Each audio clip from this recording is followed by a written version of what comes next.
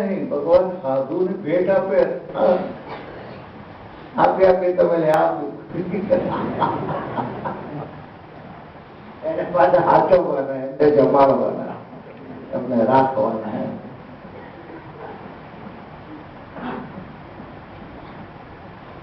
પણ ગુણાતાન સાહેબ ભગવાન રાજી થતો પોતાના સાધુની ભેટ આપે ને એને ઓળખવાની બુદ્ધિ આપે.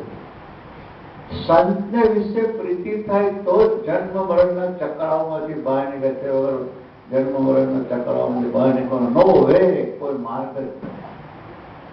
કેટલી મોટી પ્રાપ્તિ આપણને જો જોવા જઈએ તો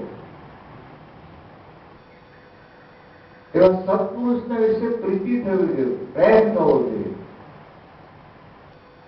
અને પ્રેમ થયા પછી જ એનો અક્ષરધામ તરફનો માર્ગ ખુલ્લો થાય, તે વગર ખુલ્લો થતો નથી. એટલે પ્રથમ ચોપનમાં સંત મોક્ષનું દ્વાર કહ્યા સ્વામિનારાયણ ભગવાને.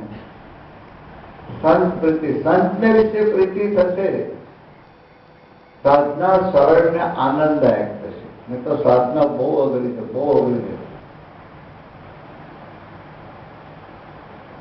સંત વિશે પ્રીતિ થાય.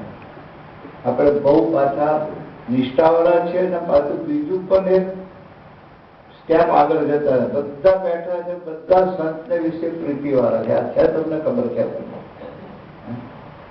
આ બેઠા છે અશ્વિનભાઈ, શાંતિભાઈ, રતિભાઈ, સનનભાઈ, કોઈને દિલીપભાઈ ના સાધુઓને કોકને વિશે પ્રીતિ.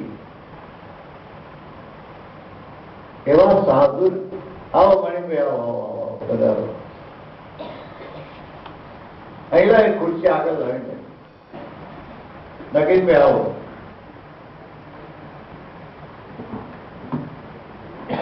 અહીં લો બેન, અહીં ગયા.